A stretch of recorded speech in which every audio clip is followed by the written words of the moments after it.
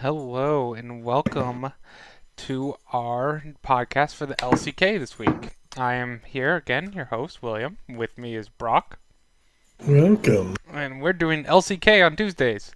Yes, It's, we are. it's the start of the LCK season, and boy, I am excited for this one. Sandy is just freaking out with the blanket behind me. She's excited too. She's very excited. Okay, so I'd like to start off. We can start off with our preseason predictions. We'll get right into it today. Um, First off, we have very similar predictions. I'll just say that right now. And for our number one and number two, we'll just get right into it. I have Griffin going number one this year in Spring Split and going to MSI, and I have SKT number two. Brock, you have SKT number one and Griffin going number two. Why is that? I think SKT's pickups are insane. Like SKT getting rid of doing what they did at first was strange, but the picks that they have, that's tough. They really took up what a lot of teams should not have gotten rid of. Oh yeah, I completely agree. I think their pickups this year they've built a super team around Faker now. Yeah, it's insane. And that's not to say Griffin's bad. Mm-hmm. Yeah. But to me, that just means Griffin's number two. Yeah, exactly. You have Griffin number two in the LCK. You can't really call that a bad team. Yeah. I just have Griffin number one because after there was all those rumors that during Worlds that Griffin is the best team in the world, and all these scrims that these teams are going out there like Griffin's slaughtering all of us. So there was even that rumor that Griffin won like 30 scrims in a row or something ridiculous like that. Like Griffin should have been at Worlds last year. Choked extremely. It's kind of hard to say choked, but like at the same time, it was a choke if you think about it. Losing the finals and then losing the Gen G, who we saw went 1-5 in groups, like losing the Gen G in the Gauntlet. But the Gauntlet, man, Gen G is just like Cloud9. They have some type of voodoo in the Gauntlet that they're always just gonna win it. But yeah, I think Griffin. They kept all of their players.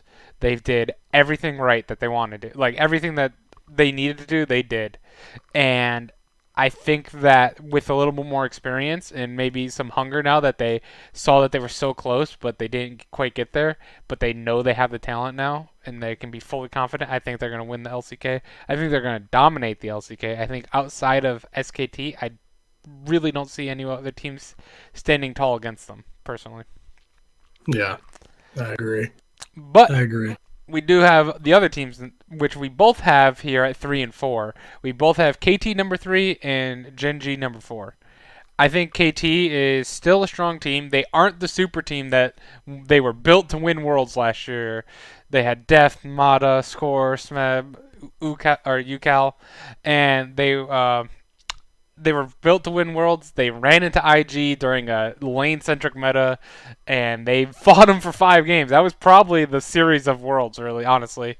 That was by far one of the most exciting series I've ever watched.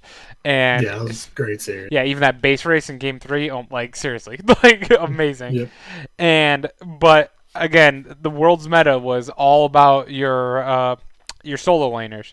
And UCal was a weak link. I want to put weak in quotations because UCal was still probably a top 3 or 4 mid laner in the world. It's just the fact that KT was built last year that they had like the first or second best ADC. Anyone on their team was a top 3 player in their role in the world. So he was a weak link and he failed to rookie, and the Shy destroyed Smeb up in top. But they were still a very strong team, and I think even though they've lost UCal and Deft and Mata, they're still going to be strong with Score and Smeb as well. Mm-hmm. Yeah, I think so. I think these two could possibly be swapped up. Like for me, KT could be 4 and Gen G could be 3 because losing what KT lost could put Gen G above them because Gen G lost Ambition, Crown, Core JJ as the main, but they picked up Peanut. And Peanut is, when Peanut's on, Peanut is a fantastic jungler. Absolutely. So it's like, is Peanut a big enough pickup over BDD or who the other people that KT picked up. I don't think so. So that's why I have KT above Gen G. But I think both of these teams are pretty strong. Yeah, and you always got to consider with Peanut is his consistency issues. Sometimes he looks like he's the best jungler in the world. Sometimes he looks like a below-average jungler for LCK purposes. Yeah, I mean, what was that? The Lee Sin game he had in God, don't remember which game it was off the top of my head, but he had like 18 kills in like 10 minutes. Yeah, his Lee Sin is disgusting. And maybe with the meta right now, at least in the LPL from watching, is Sejuani and Camille. Camille is number one jungler, I'd say, right now at the moment. Yeah. And Sejuani is pretty good as well. But it's kind of focusing more on utility after that. Yeah, I saw Kha'Zix here. I saw like a Zac and stuff like that.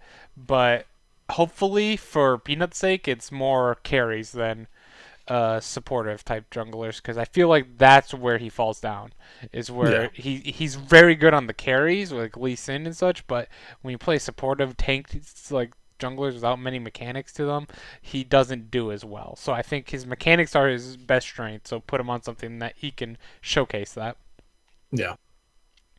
Number 5, like I said, we were very similar in these picks. It's kind of funny, but we were for number 5 and 6, we thought these teams are borderline good, but they're like Afrika, for example. They were very good last year, made it to quarters, lost to C9 and 3-0 because NA best region. But Afrika, they lost a few players. They lost Kramer and they lost Kuro.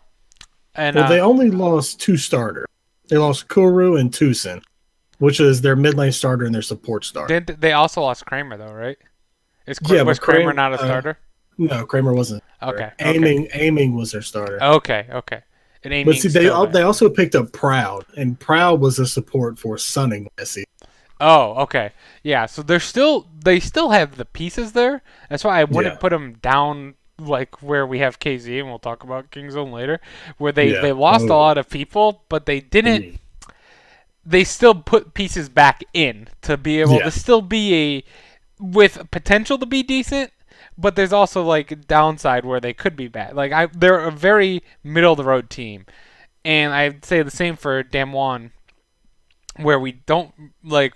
There's not too much. They're a brand new team, so we don't know much about them. We know some about their players, but I think they showed up pretty strong in the Kespa Cup, and I think that's why you have them number 5 and I have them number 6, is they showed that they can handle the top teams, maybe steal a game or two off of them, where some of the other teams on the lower list, I don't think they could. Yeah. Yeah, they definitely took the game off of SKT, which was interesting. It's fun to see because I'm SKT fanboy. Like, if you watched us last year, you would know. Yeah, Griffin SKT obviously could have been either one, but my bias puts SKT number 1. Yeah, I don't even think that's that bad of a pick. Like SKT number 1 is not bad at all. And SKT's team is nutty. Yeah, and this team beat them, so that says a lot. But it doesn't say enough to where I know they're going to be up there as far as more into top 5. So I just have them at 5. Yeah, it's one thing to get a game off someone. It's another thing to put that success consistently over the course of a season. Yeah, and we still think they're pretty decent compared to some of the teams. Like the next group we have is I have Hanwha. Is that how you pronounce it? I'm not positive. I believe so. Hanwha and Kingzone at 7-8, and you have Kingzone 7 and Hanwha 8. This is where we start getting to like the below average teams. Kingzone lost everyone. Oh my god! If you want to talk about what happened with Kingzone. Kingzone got rid of the liquid version of their region. They got rid of Khan. They got rid of Peanut. They got rid of BDD. They got rid of Prey. They got rid of Gorilla. And those are a few decent players. They're all right, I guess. And their starters now are 2 backups from last season, which is Rascal and Cuz. And they picked up Pawn and Death. So, and Tucson. Yeah. So it's like, I don't know. They got a lot of showing to do to make up for or explain why they did what they did. hmm I think it was more. It was supposed to be a super team, and it didn't even make it to Worlds. It really was very strong coming in the MSI. If you remember the hype around Kingzone coming to the MSI, they were like, Oh "Oh, yeah. they were the best team in the world. Like this team's unbeatable. They have Peanut, like the best jungler in the world. Prey, Gorilla, some of the best ADC and support Yeah. duo in the world, Yeah. and they have Khan, the best top laner, and all of them after MSI. I think MSI really shell shocked them. They got Yeah. beat by RNG at MSI. I believe Yeah. it was RNG, right? That beat them. Yeah, I believe so. I believe it was RNG. And like at the time, RNG wasn't. That was like the beginning of RNG Super Run. Not that RNG wasn't good before, but of Mhm. Super Run of 2018, I should say, where they won 90% of everything. And so once Kingzone kind of suffered defeat for like the first time that season as that group, like they never recovered. They had a very mediocre summer split last year, and they got kicked out quite early in the playoffs and lost in the gauntlet, and I believe in the first round to Gen G, and that was that. Like that super team, that was just it was a super team in the same almost in the same breath as how KT was a super team. I would say on paper before summer split, those two teams are look like the best. They each have like a top 3 player at their position in the world at each role. Yeah. And one team went to semis, or no, they went to quarters. They went to quarterfinals, but they lost to the eventual world champions. And the Mhm. other team didn't even make it to Worlds. Didn't even make it out of the first round of the gauntlet.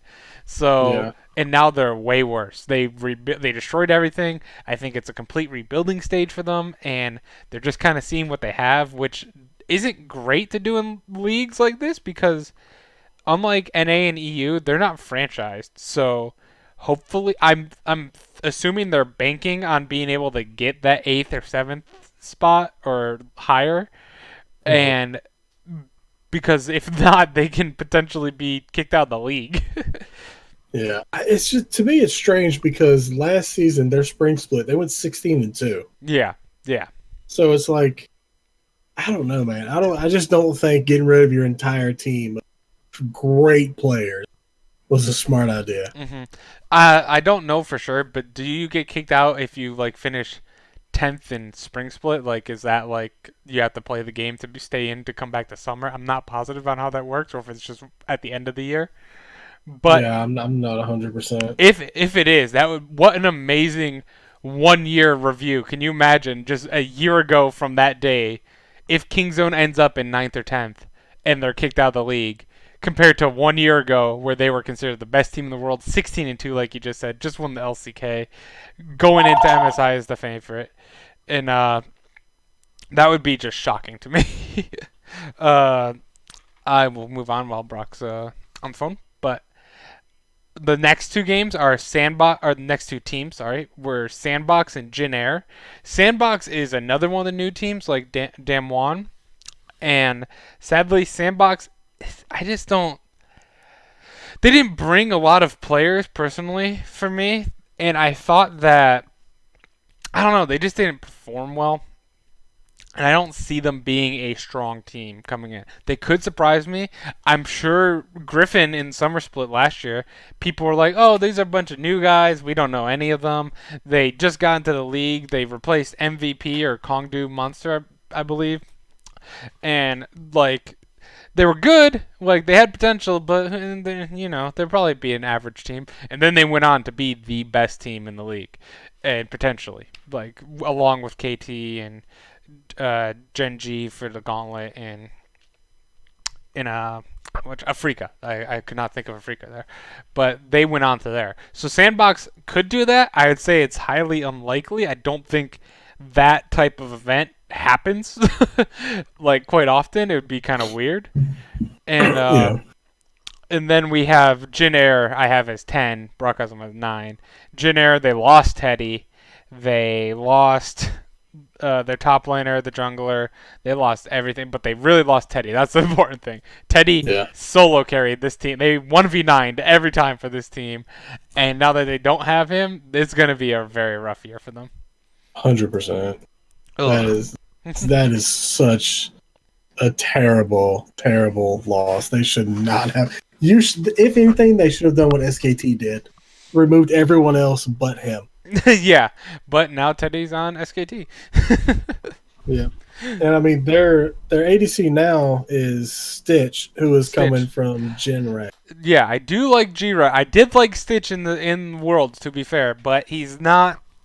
It's a difference between playing in a region like LMS and doing good there, and then doing okay in the. You did great in the wildcard aspect of Worlds, but he kind of struggled and got really outclassed, even by Rikara. Rikara outclassed him from Hunger Thieves. So going into LCK, where you have people like Teddy, filling Teddy's shoes, like that's gonna be tough, especially with the communication issue as well. Yeah. All right, that is our. Would you have something to say there? No. I was just. I don't know if you had touched on it, but for anyone who doesn't know who Sandbox is, Sandbox basically absorbed Team Battle Comics from last. Yes. So that's why I have Sandbox number 10. It's just because even though they absorbed the Battle Comics, they absorbed a team I didn't even really know about. They weren't a LCK team, were they? They were one of the promotional team. Yep, promotional team. Yep. Yeah. So that's why I have them at number 10. Yeah, I have number 9. That I can totally see him at number 10 as well. I said that. Yep.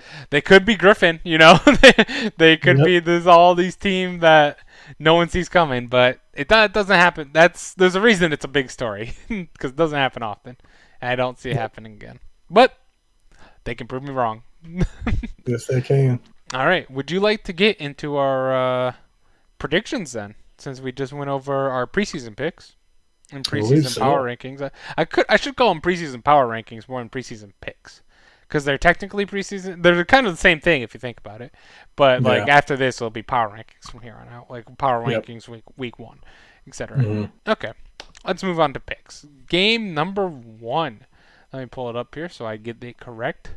I know it's SKT versus Jin Air. Yep. That is tonight at 3 a.m. my time. So that is in 5 hours. And if you can guess by where we put SKT on the list and where we put Jin Air on the list, it should be pretty easy where we're going with this one. I have SKT winning 2-0. Yep, I also have SK2. Mm-hmm. And I can't wait for this. I'm going to be working with some graphics maybe this weekend to make this look a little nicer. Game number 2 of today is Gen.G versus Damwon Gaming. Now this one was a little closer to me. I think that Damwon, this is a good way that they can show themselves. Like they can prove themselves right here by beating Gen.G and proving that it wasn't a fluke at Caspa Cup that they took a game off of SKT. They're here to stay. Sadly, I do think they will take a game off Gen.G. I think it will go 2-1, but I do think Gen.G wins the series. Yep, I have the same thing. Okay. I think they may be good enough to go somewhere this season. So I think they're going to be good enough to take a game off of Gen.G. All right, so you also have them 2-1. Nice. We got the same picks so far. It'll be hilarious if we had the same picks all the way through. That'd be kind of funny for the whole week. Yeah, for the whole week. It's possible though. There are a lot of potential blowout games when I was looking at these. Oh yeah. Like speaking of, we have KT versus Hanwha Gaming, or Hanwha Life, I should say. And KT, I think they will destroy them just because I think KT is still close to a super team, not quite the super team they used to be. And Hanwha Gaming is kind of a mismatch of average, mediocre players. Yep. Do you have them at 2-0 as well? I sure do. Look at this. We're going to be perfect. I don't know why that T's not capitalizing. There we go. Our LCK is looking a lot like our LPL. Our LPL is also very similar. We only had like 3 different in 12 series. And so far we are both 3-1, just to bring that up. They did. So not bad. Game number 4 is Griffin versus Kingzone, and we talked earlier about how many issues Kingzone's going to having, how they could potentially be kicked out this split.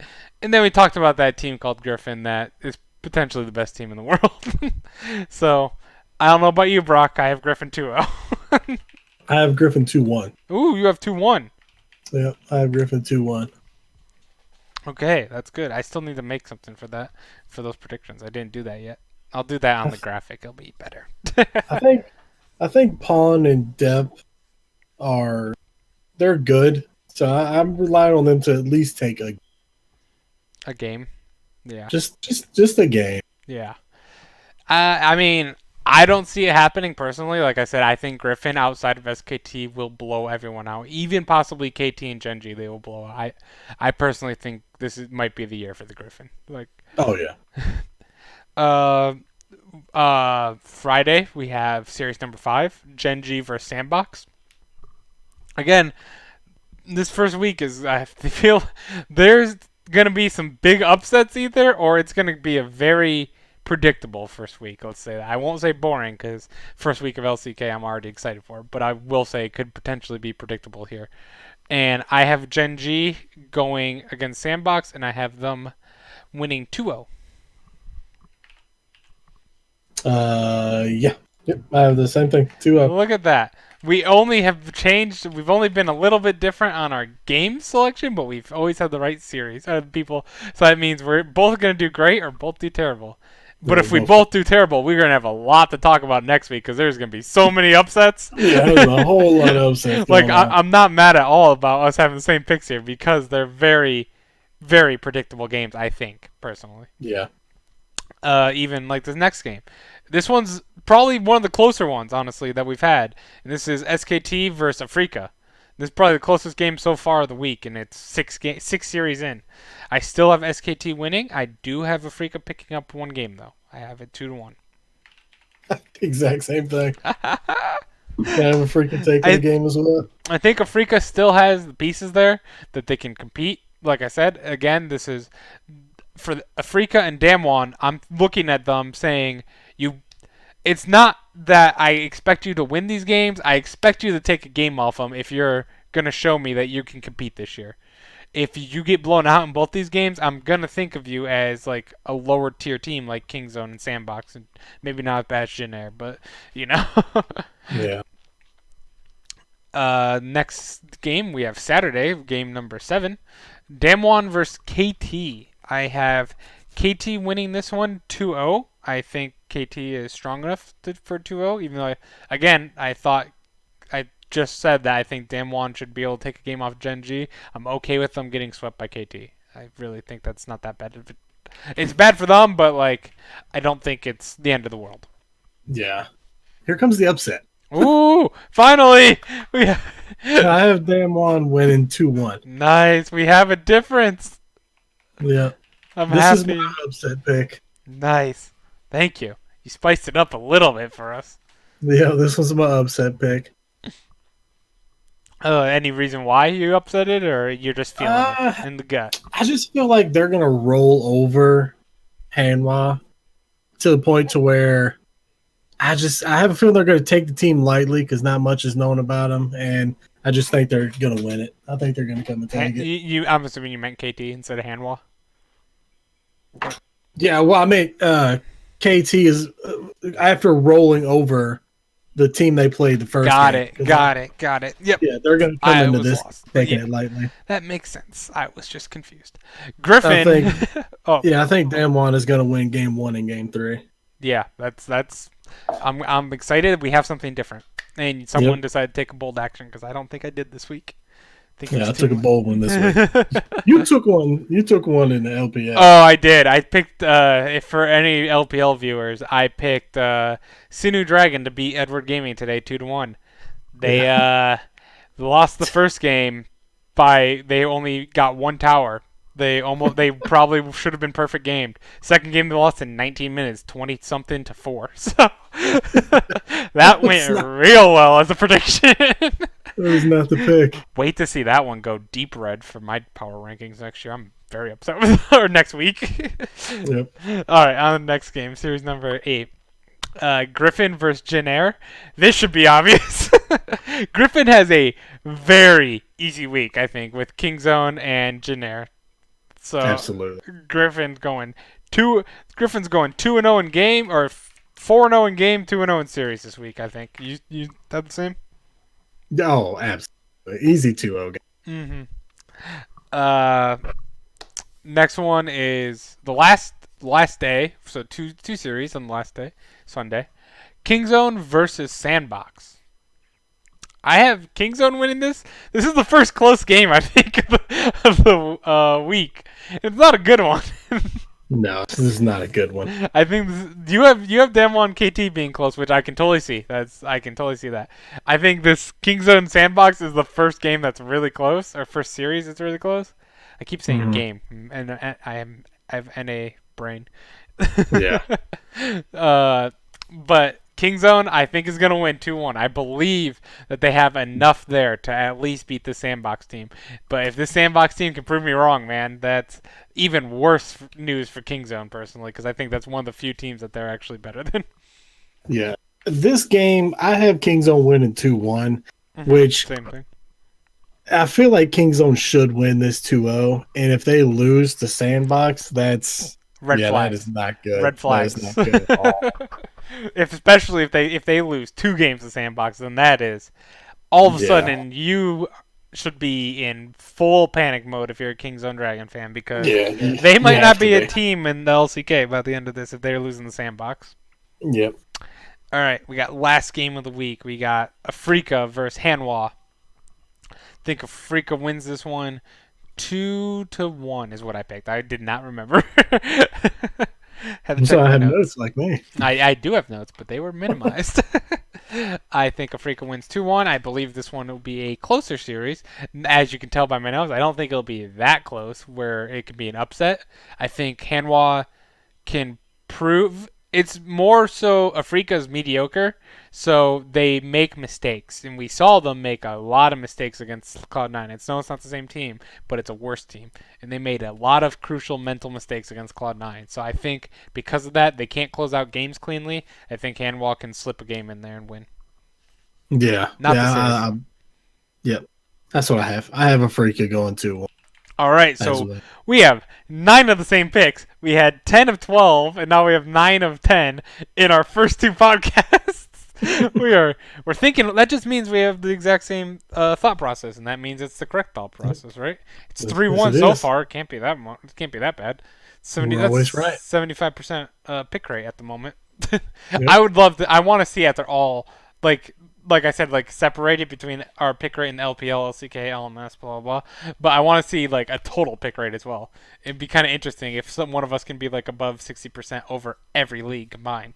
That'd be pretty awesome. Yeah. I don't think that'll happen because anything above 55% is honestly pretty good, especially because some of these games are pretty random. Not this week for LCK, but when you get games like Griffin SKT, who wins? That's a coin flip. Or if you get KT Gen G, again, coin flip.